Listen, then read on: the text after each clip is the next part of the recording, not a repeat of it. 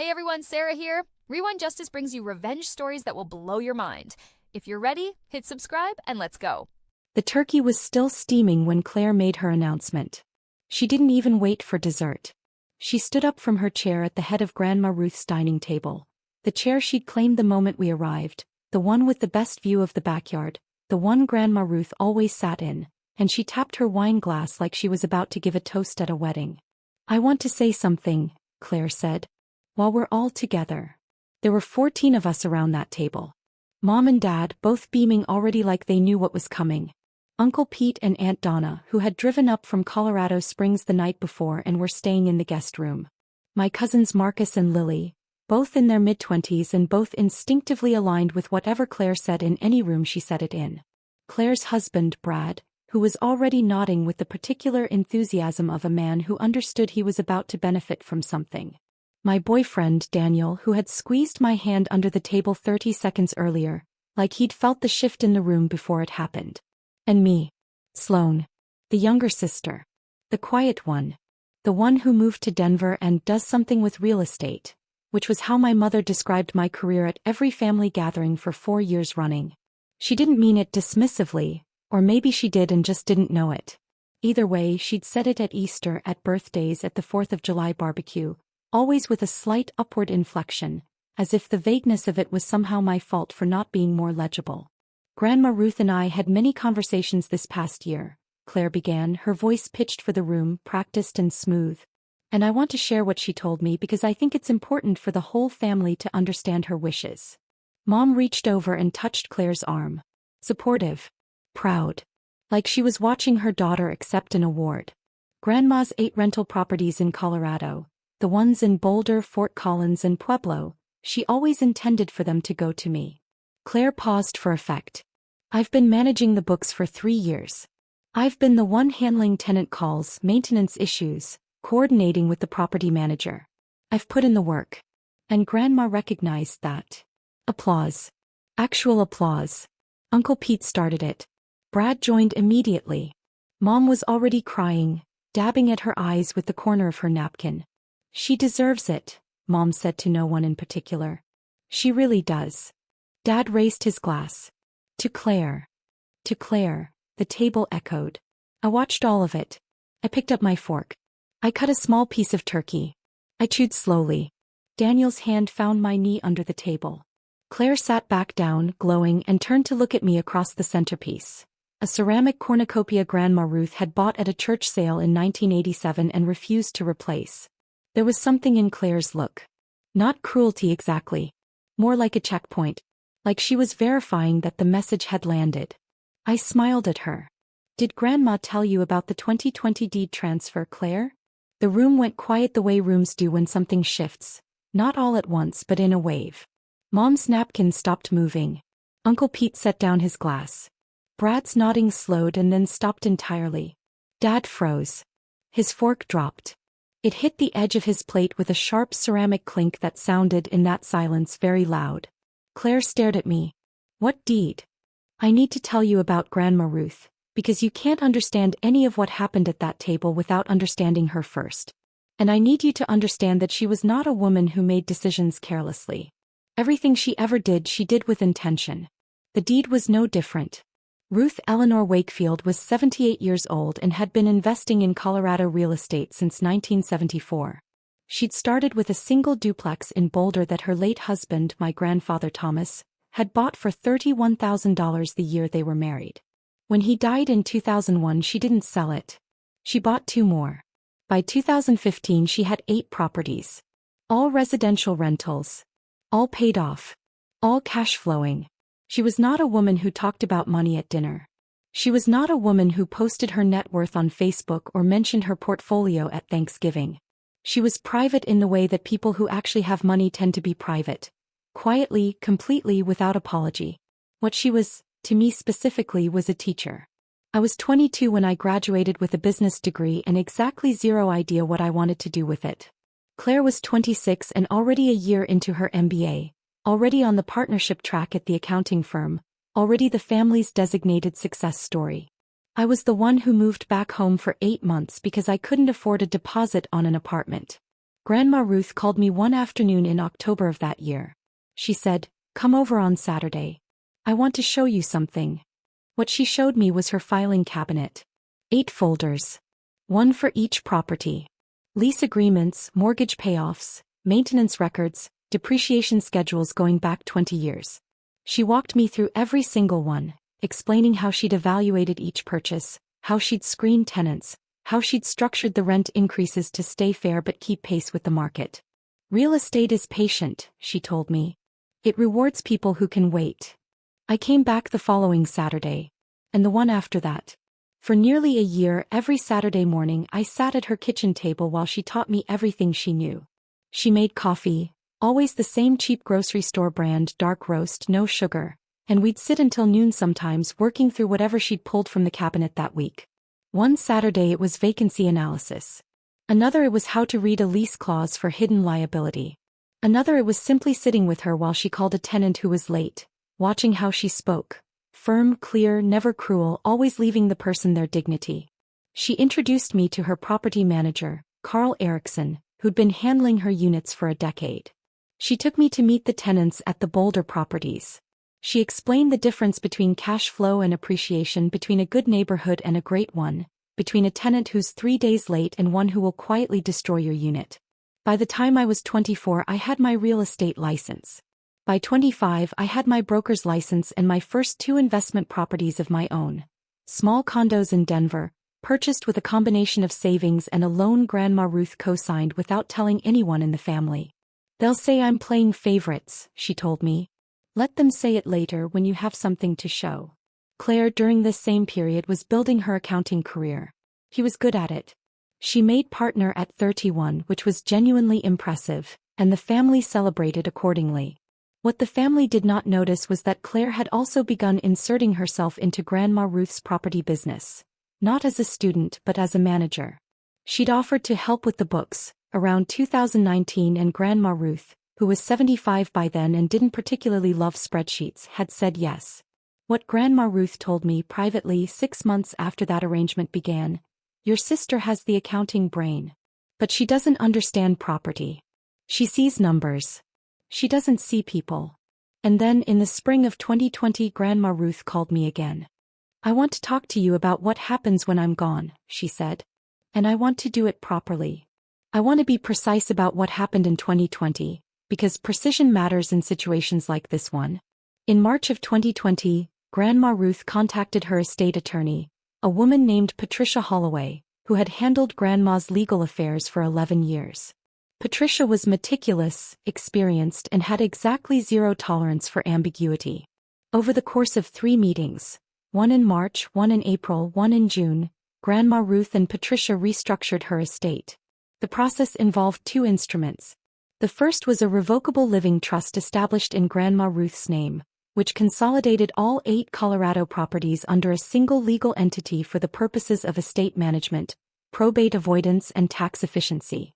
The second, and this is the one that mattered on Thanksgiving, was a quitclaim deed transferring beneficial ownership of that trust to me, Sloan Marie Wakefield, as sole beneficiary, executed and recorded with the Boulder County Clerk's Office on June 17, 2020. It was not a secret document. It was a filed public record. Anyone who knew to look for it could have found it. Grandma Ruth's reasoning, which she explained to me clearly and which Patricia documented in a letter of intent attached to the trust. She had watched me build my career with discipline and patience. She had watched me treat tenants with respect, maintain properties properly, and think about real estate the way she thought about it, as a long-term relationship, not a short-term asset. She had also, though she never said this to me directly, watched Clare manage the books for 1 year and found 3 separate instances of accounting entries she couldn't explain. She didn't confront Clare about those entries. She called Patricia instead. The trust was executed 4 months later. I did not tell anyone. Grandma Ruth asked me not to, and I honored that request. He was still alive. The properties were still hers to manage in her lifetime. The transfer of beneficial ownership was a legal designation, not a change in her day-to-day life. She passed away in February of 2024 quietly in her own home, in the bedroom she'd slept in for 41 years. I was with her. Claire was at a conference in Phoenix. The family had not yet scheduled a formal estate meeting.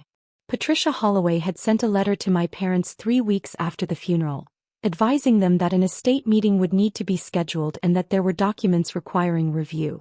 My parents had acknowledged the letter and said they'd be in touch after the holidays. Thanksgiving came first.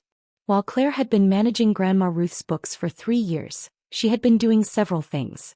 She had been sending the monthly rent summaries to my parents and Seehinji herself, establishing herself as the family's de facto property administrator.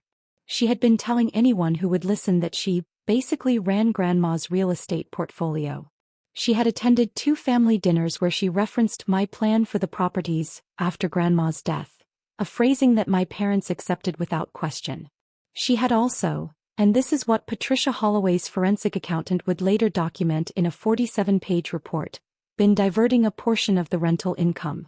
Not dramatically, not recklessly, carefully in the way that someone with an accounting degree diverts money, small adjustments in the maintenance expense line, a management fee that exceeded the agreed rate with Carl by $600 per month, a reserve fund she'd created unilaterally in an account that had her name on it alongside Grandma Ruth's.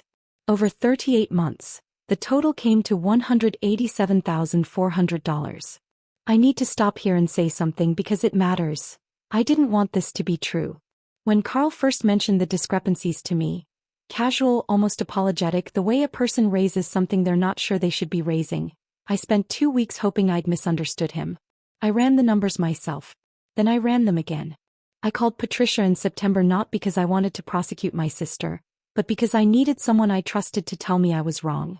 David Marsh told me I was not wrong. His report was 47 pages. He was thorough in the way that only forensic accountants can be thorough, methodical, evidence-anchored, and completely without sentiment. I didn't know the exact figure on Thanksgiving. I knew something was wrong. Carl had mentioned discrepancies to me twice in passing in the way that loyal employees mention things they aren't sure how to raise formally. I had forwarded those concerns to Patricia in September. Patricia had engaged a forensic accountant named David Marsh in October. David's report had arrived in my email at 9:14 a.m. on Thanksgiving morning. I had read it in the car before we went inside. I had not told Daniel what it said. I had not told anyone. I had driven to my parents' house, helped carry in the green bean casserole, hugged my mother, and sat down at Grandma Ruth's table with 14 people who had no idea what I was holding. What deed? Claire repeated. Her voice had changed. The practiced, warm dinner party tone was gone. What replaced it was something tighter. Something that recognized on instinct that the ground had shifted. I had seen that voice exactly once before, when we were teenagers and Claire had been caught reading my diary. She hadn't apologized then either. She just immediately tried to reframe it. The quitclaim deed filed with Boulder County in June 2020, I said. Kept my voice level. I wasn't performing calm, I actually was calm. I'd known this moment was coming for 4 years. Grandma transferred beneficial ownership of the Wakefield Property Trust to me. All 8 properties. The silence lasted approximately 4 seconds. Then everyone spoke at once. Mom, that's not. Sloan, what are you? Dad, there must be some misunderstanding. Uncle Pete, what does that even mean? Brad to Claire in a low, urgent voice. Did you know about this? Claire did not answer Brad. She was looking at me and her expression had passed through shock and arrived at something harder. That's not possible. Grandma would have told me.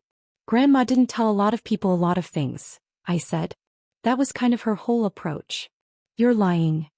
Claire said it flatly, like a statement of fact she was certain of.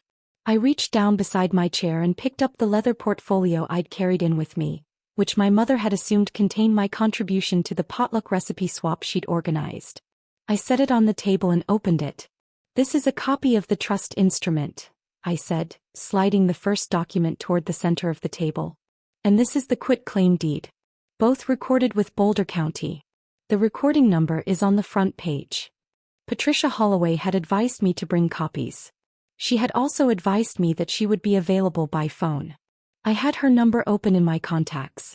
Claire grabbed the deed. She read the first page. She flipped to the second. I watched her eyes move across the notary seal, the recording stamp, the date. June 17, 2020. Her face did not go pale the way faces do in movies. It went rigid. Every muscle in it went still. "This is forged," she said. "It's a public record, Claire. You can pull it from the Boulder County Clerk's website right now on your phone. Recording number 2020-047831. Brad already had his phone out. He typed for a moment. He read. He set the phone face down on the table and did not say anything else for a long time. "Grandma was not in her right mind in 2020, Claire said. Her voice had dropped. She was restructuring, pivoting, finding a new argument. She was 76. She was isolated.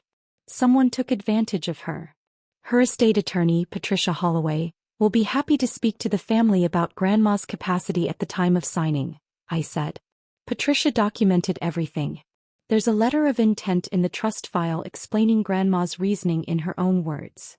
"You manipulated her. I spent every Saturday with her for 2 years learning everything she knew about property investment. You spent 3 years managing her books." I paused. Speaking of which, I pulled the second document from the portfolio. This one I did not slide to the center of the table. I held it. David Marsh is a forensic accountant. He was engaged by Patricia Holloway in October to review the property accounts following some irregularities flagged by Carl Erickson, the property manager. I looked at Claire.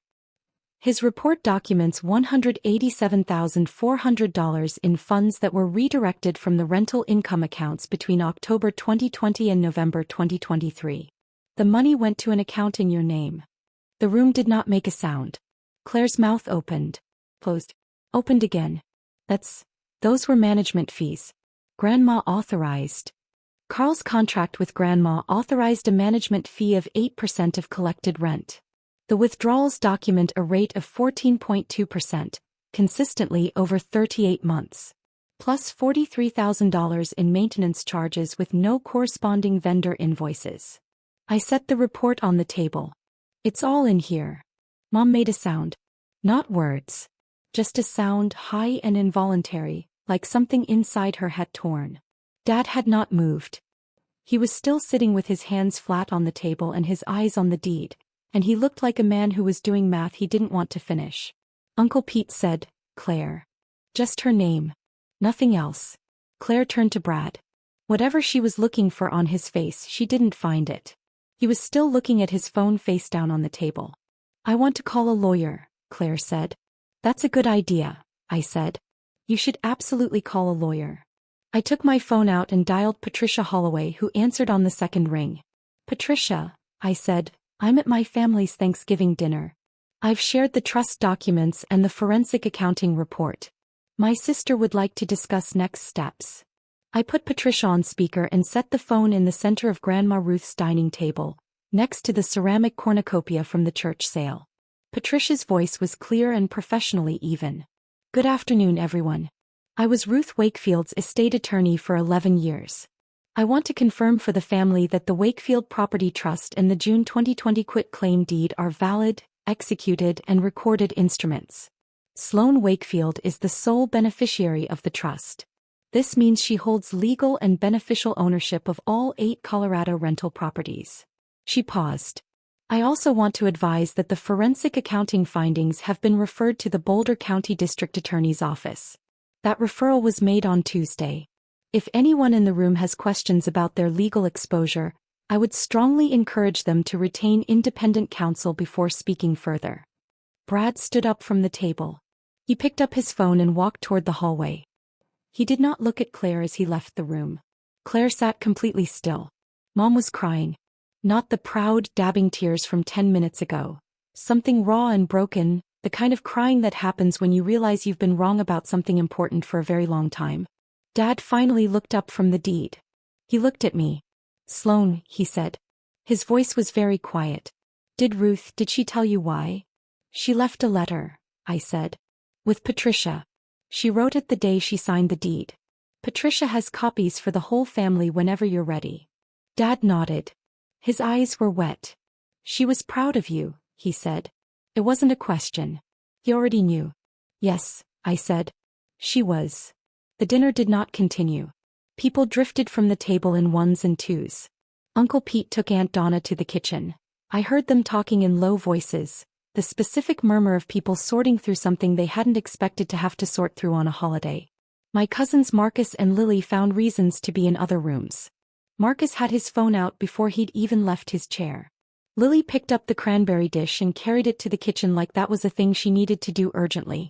Mom made it about 4 minutes before she went upstairs. I heard her bedroom door close.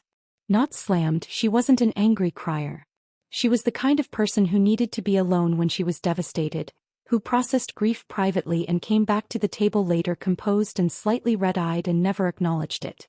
Dad stayed at the table with me for a while. We didn't talk much. He asked a few questions about the trust. Straightforward, logistical questions, the kind a man asks when he's processing something by focusing on the mechanics of it. I answered them as clearly as I could. Claire sat in her chair until everyone else had left the room and then she called someone, her own attorney I assumed, and spoke in a low, urgent voice near the window. When she was done she picked up her coat from the hook by the door. She stopped in the doorway of the dining room. I managed those properties, she said. I put in the work. I looked at her. I know you did. Then how is this fair? I thought about Grandma Ruth at 72, sitting at her kitchen table with her filing cabinet open, deciding to spend every Saturday morning teaching me the things she'd built over 50 years. I thought about the way she'd said real estate is patient. Grandma thought it was fair, I said. She thought about it for years before she decided. Claire left. By the following Monday, Patricia Holloway had received formal notice from the Boulder County DA's office that an investigation into the financial irregularities had been opened.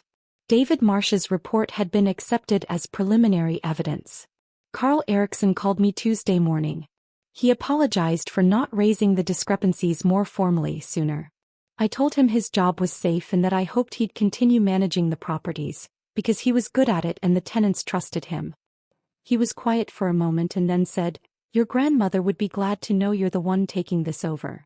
By the end of November, Claire had retained a criminal defense attorney. Brad filed for separation in December. Patricia Holloway mailed copies of Grandma Ruth's letter to my parents 2 weeks after Thanksgiving. Mom called me the night she read it. She cried for most of the call.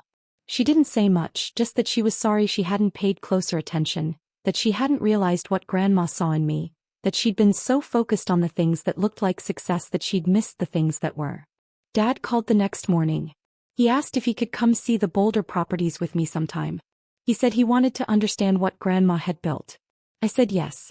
The letter itself was 3 pages, handwritten in Grandma Ruth's compact, clear cursive. I won't share all of it. But one paragraph I've read enough times now that I have it memorized. Sloan never asked me for anything. She came to learn and she kept coming back. Every person I've ever trusted in my life came back without being asked. Claire's talented. But talent that takes without building is just appetite. Sloan builds. I want what I built to go to someone who will keep building it. It is now March. The 8 Colorado properties are operating exactly as they were when Grandma Ruth was alive. Carl manages them. The tenants are stable. 2 units in Boulder came up for renewal in January and I renegotiated both leases personally, the way Grandma taught me. Fair increases maintained quality long-term relationships. One tenant, a woman named Gloria who has rented the Fort Collins 2-bedroom for 9 years, sent me a card after I told her the rent increase would be modest. She wrote, "Your grandmother was always fair. Glad to see it continues." I put the card in my desk drawer. The forensic accounting case is ongoing. I don't follow it closely. That's the DA's work, not mine. My attorney tells me I may be called as a witness. I'll cooperate fully. Beyond that, it's out of my hands and I've made peace with that. Whatever consequences Claire faces, she built them herself over 38 careful months, one redirected line item at a time. My real estate portfolio, combined with the Wakefield Trust properties, now represents $4.3 million in residential holdings across Colorado. I am 31 years old. My parents came to Boulder in February. I walked them through all 8 properties the way Grandma Ruth once walked me through her filing cabinet, methodically one at a time explaining the history of each one. The duplex on Mapleton that had been fully occupied for 6 consecutive years. The 2-bedroom in Fort Collins where Gloria had lived since 2015.